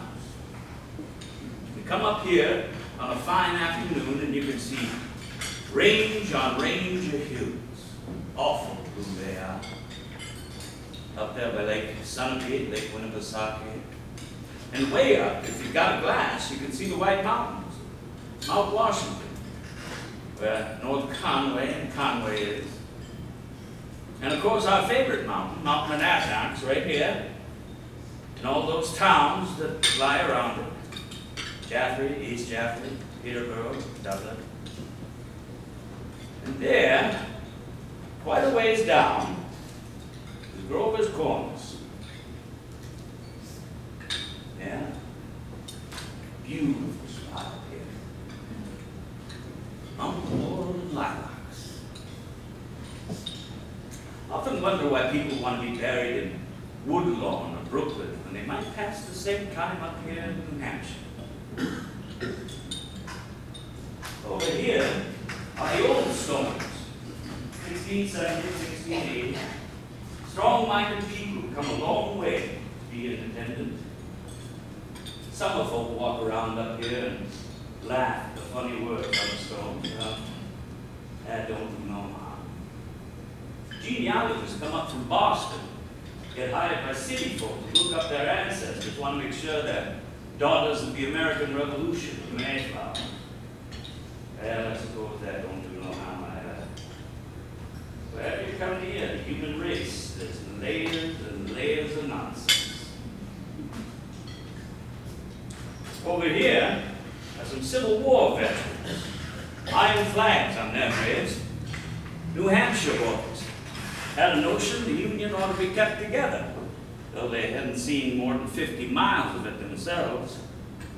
All they knew was the name, friends. The United States of America. The United States of America. And they went and died about it. Right here, the new part of the cemetery, is Mr. Stimson, organist over the Congregational Church. And well, here's your friend, Mrs. Gibbs. And Mrs. Soames, who enjoyed the wedding show, you remember? And oh, a lot of others. And this is Editor Webb's boy, Wallace, whose appendix burst on a Boy Scout trip to Crawford Notch.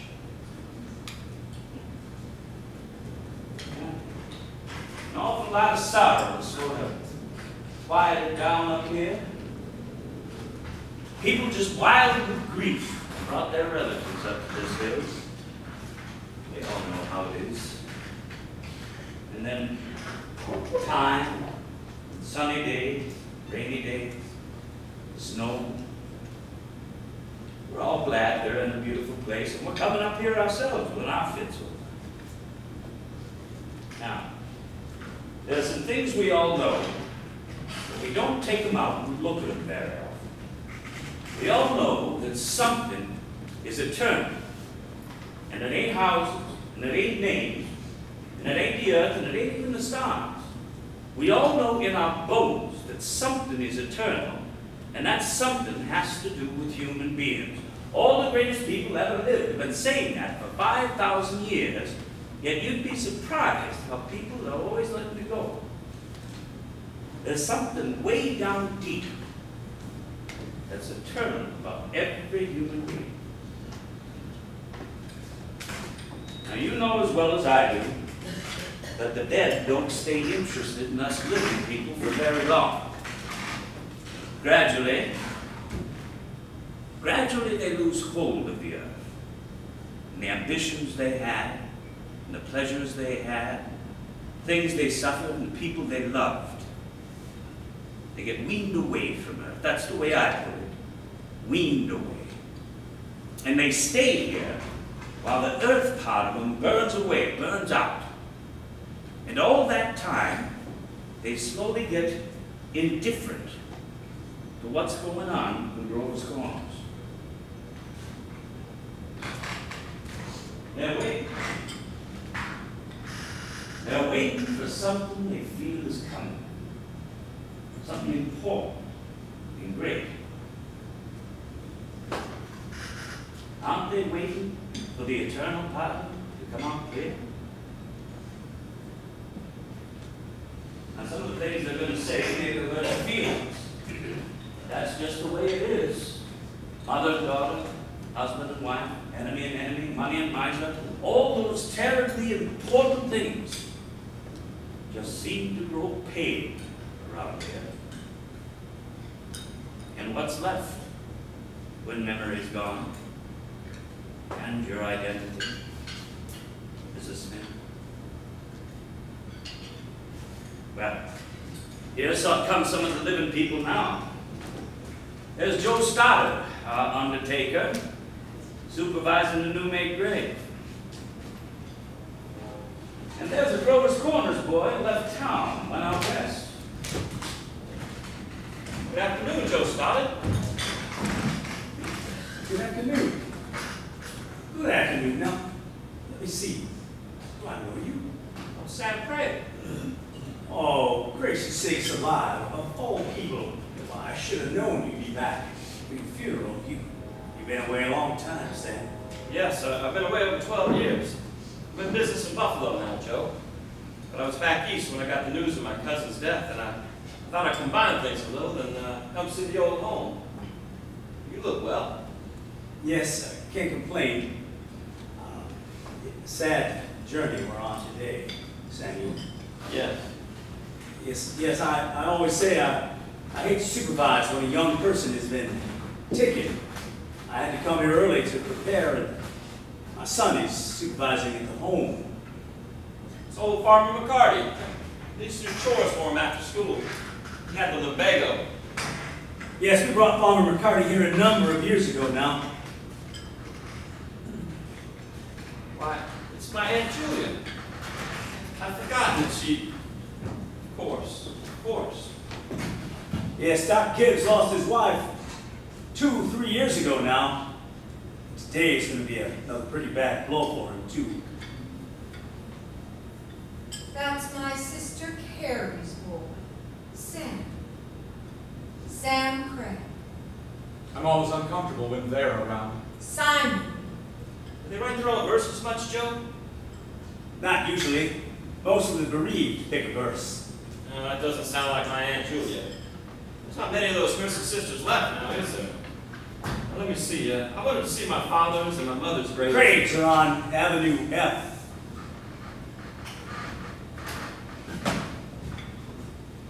He was the organist at the church. Drank a lot, we used to say. Yes. That wasn't supposed to get out. He'd seen a pack of trouble. Wrote his own epitaph, you know, he took his own life. Oh, did he? Hung himself in the attic. They tried to hush it up, but of course it got around. He wrote his own epitaph. You can read it there. It's not a verse exactly. What is it? It's just some notes of music. I wouldn't know. It was wrote up in the Boston papers at the time. What'd she die of, Joe? Who? My cousin. Oh, didn't you know? She had trouble bringing a baby into the world. Was her second, though. Was a little boy, about 4. The grave's gonna be down here? Yes. There's not much room for the Gibbses up here anymore, so they're going to open up a whole new Gibbs section here on Avenue B. You'll excuse me now. I see they're coming.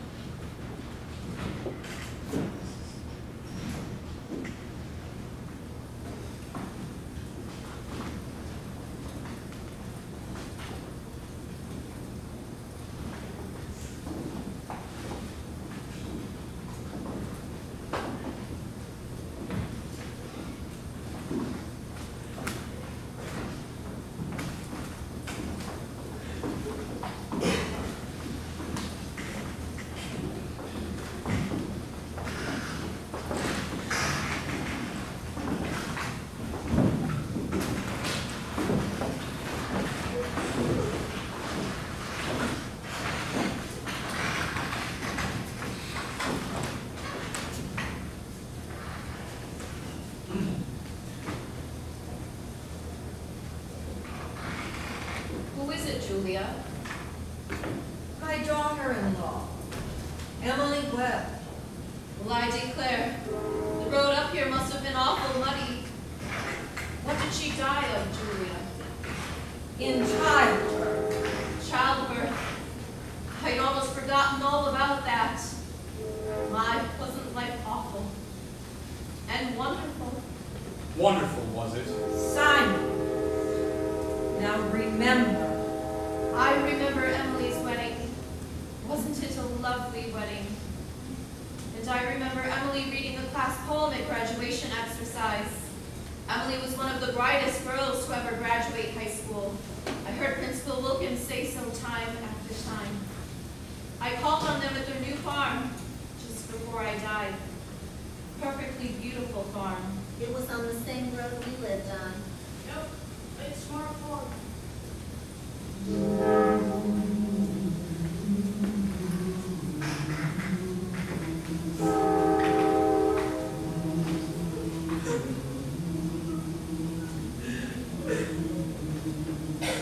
always liked that hymn. I was hoping they'd sing a hymn.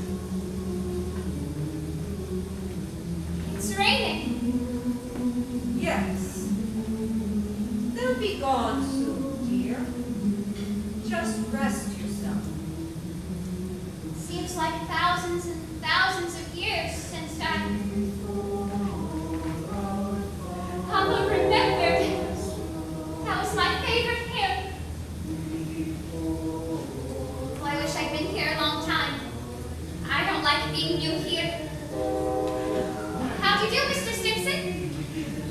How do you do, Emily? Mother Gibbs, George and I have made that farm into the best place you ever saw. We thought of you all the time. We wanted to show you the new barn and a great long cement drinking fountain for its stock. We bought it out of the money you left us. I did. Don't you remember, Mother Gibbs? The legacy you left us. Why, it was over $350. Yes. Yes. Well, there's a patent device on the drinking fountain so that it never overflows, Mother Gibbs. And it never sinks below a certain mark they have there. It's fine. It won't be the same to George without me. But it's a lovely farm. A lot of people don't understand, do they? No, dear. Not very much. Sort of shut up in little boxes, aren't they? I feel as though I knew them last 1,000 years ago.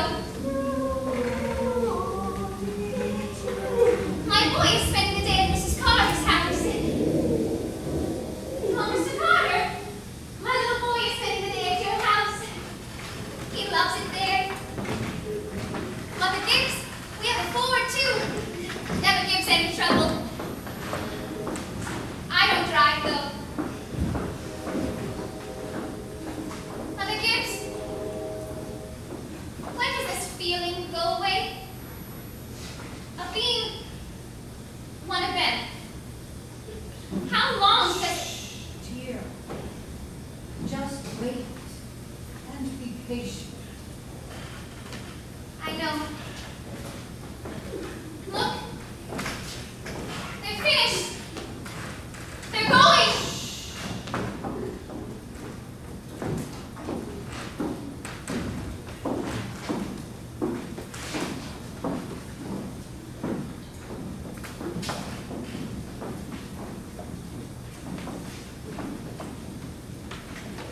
Well, look. Father Gibbs is bringing some of my flowers to you. He looks just like George, doesn't he? Oh, Mother Gibbs, I never realized how troubled and how in the dark life persons are. Look at him. I loved him so. From morning till night, that's all they are. Troubled. Little cooler than it was. Yes, that rain's cooled it off. Those northeast winds always It isn't a rainy day, 3-day blow.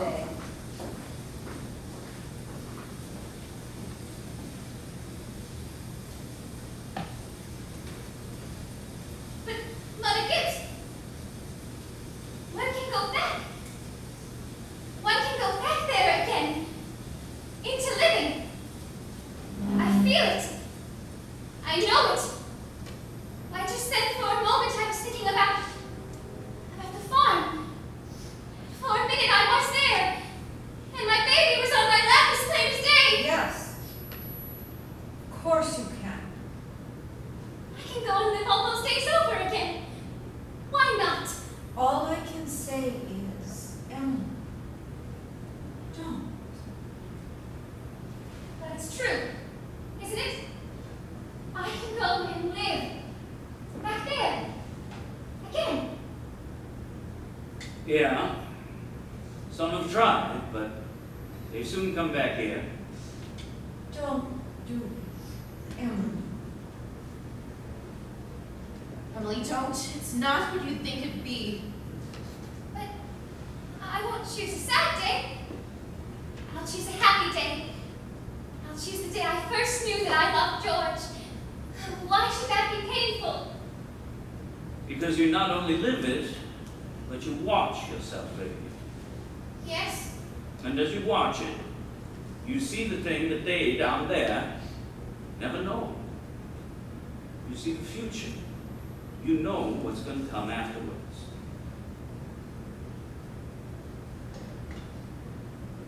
why is that that isn't the only reason why you shouldn't do it.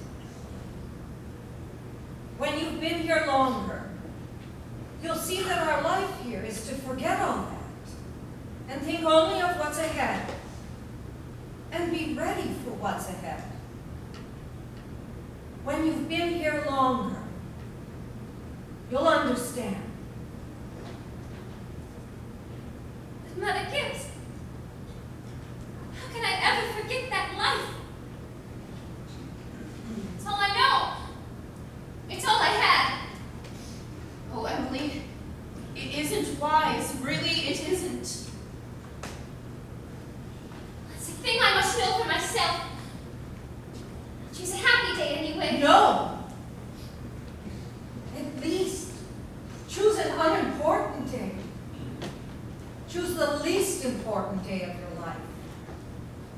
It will be important enough. Well, can't be since I was married, or since the baby was born. I can at least choose a birthday, can't I? I choose my 12th birthday.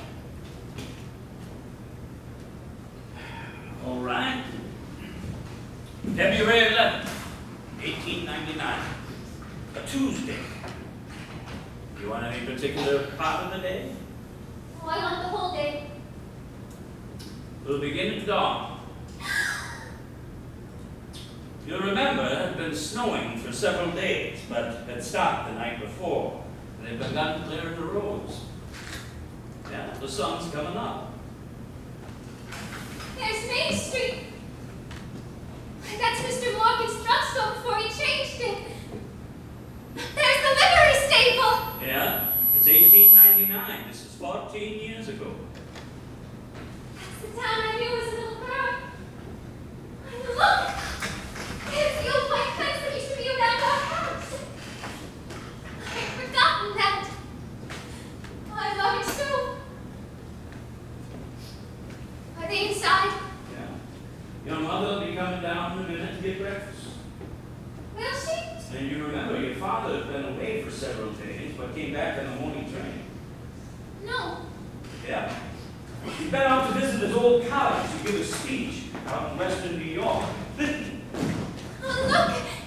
There's Allie Newsom! And there's a policeman! But he's dead. He died. Morning, Bill. Morning, Howie. Sure, Harley. Been down rescuing a party by Polish town there. Got drunk and lay out in the snowdrifts. Thought he was in bed when I showed him. Oh, and there's Joe Kroll! Morning, Mr. Warren. Morning, Howie. Children? Emily, Wally, time to get up. Oh, Mama, I'm here! Oh, how young Mama looks. I didn't know Mama was ever that young. Now you can come and dress by the kitchen fire if you like, but hurry.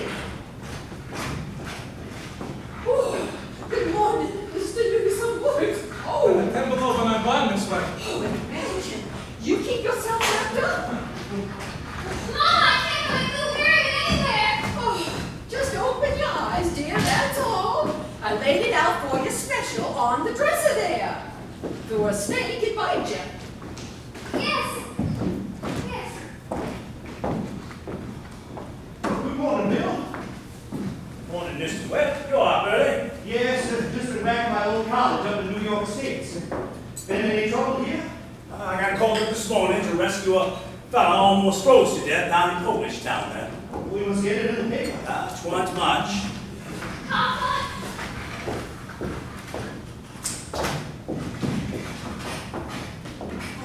Oh, good morning, Mother. Oh, how did you go, Charles? Oh, fine, I guess. I told him a few things.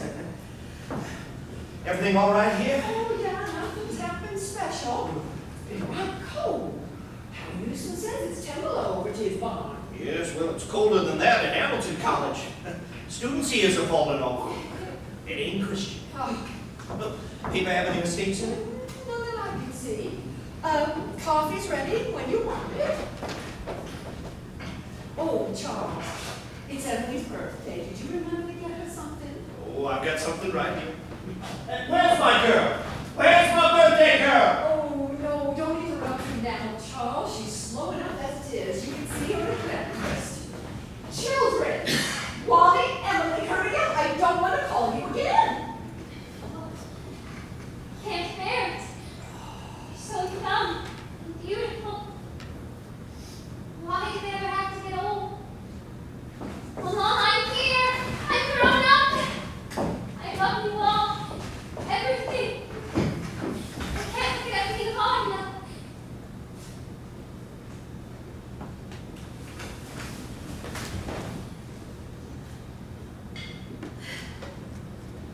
Good morning, Mama. Well, now, dear, there's my birthday girl. Many happy returns.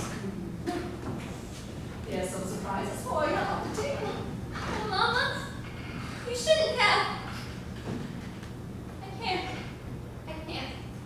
But birthday or no birthday, I want you to eat your breakfast good and slow. I want you to grow up to be a good, strong girl. Now that in the blue paper is from your Aunt Carrie, and I reckon you can guess who the picture postcard album is from. George Gibbs. Must have come over awful early in the cold, for real. Found it on the doorstep when I went to get the milk. Right nice again. Oh, George. I'd forgotten that. Now you chew that bacon good and slow. Keep warm on a cold day. Oh, Mama. Just look at me 1 minute, as though you really saw me. Mama, 14 years have gone by. I'm dead. You are grandmother, Mama. I married George Gibbs, Mama. Wally's dead too. His appendix burst on a camping trip to North Conway. We all got just terrible about it. Don't you remember?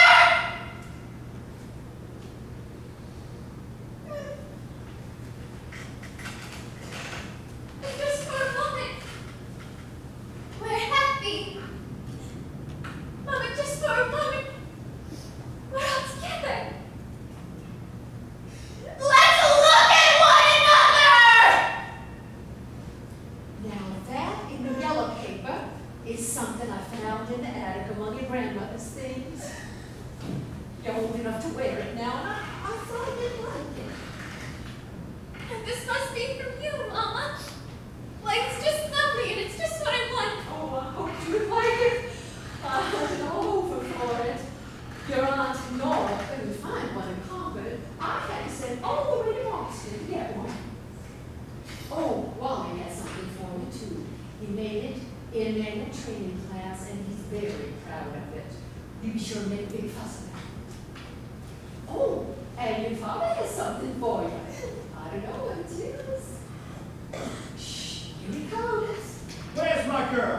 Where's my birthday girl? I can't go on. It goes by so fast. We don't have time to look at one another.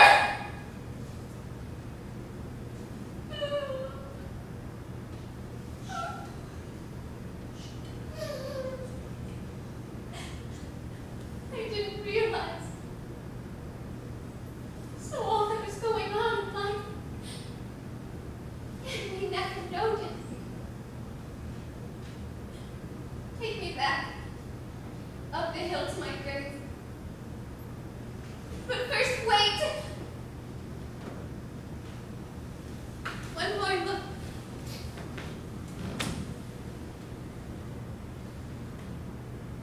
Goodbye. Bye, world. Bye, Grover's Corners. Mama and Papa.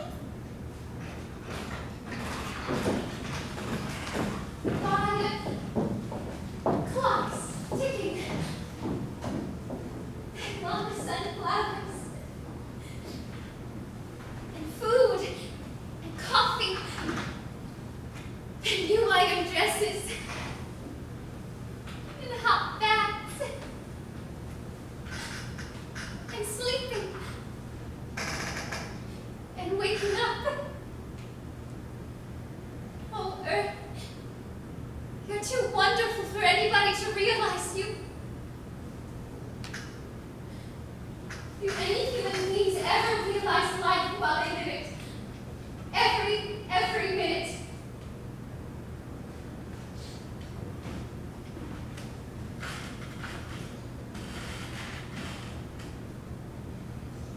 No. The saints and poets, maybe. They do some.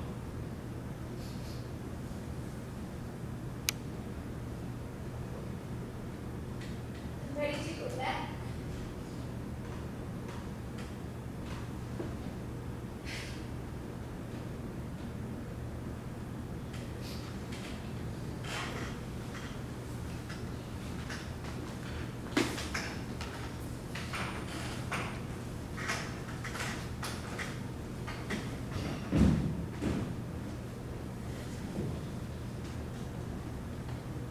Were you happy? Nope. Should have listened to you. That's all human beings are. Just blind people. Look, it's clearing up. The stars are coming out. Mr. Stimpson, I should have listened to them. Yes. Now you know. Now you know. That's what it was to be alive. To move about in a cloud of ignorance. To go up and down, trampling on the feelings of those about you. To spend and waste time as though you had a million years.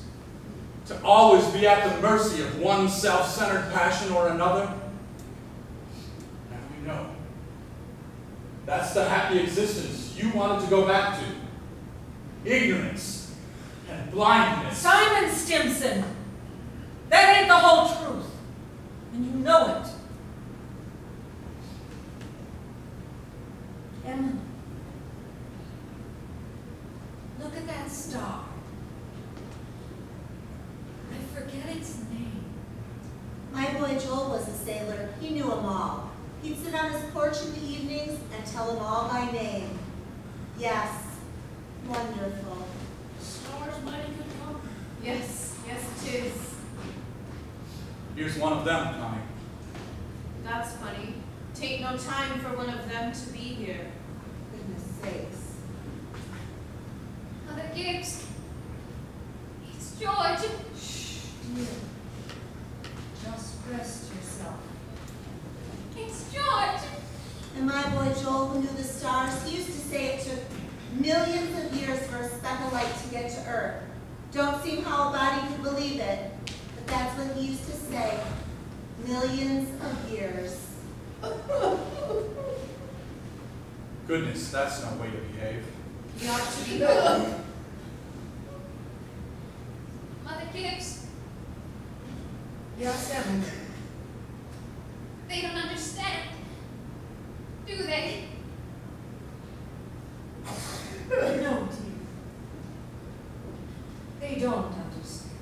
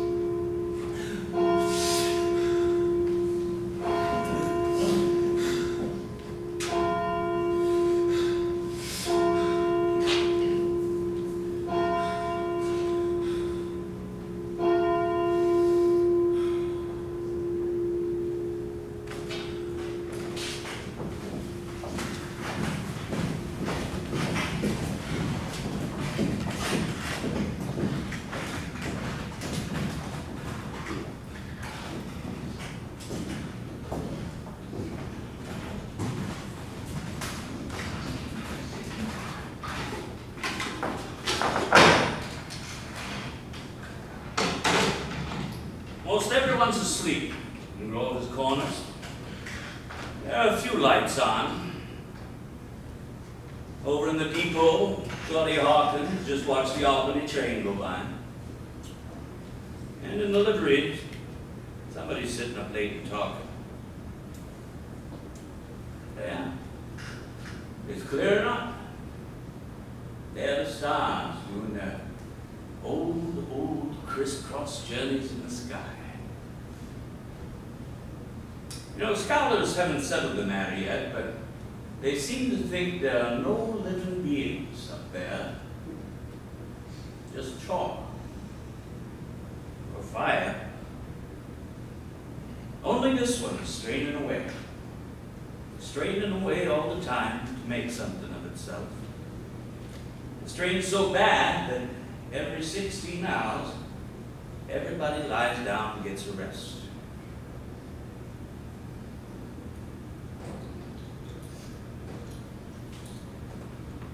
O'clock in Grover's Corners. You get a good rest too.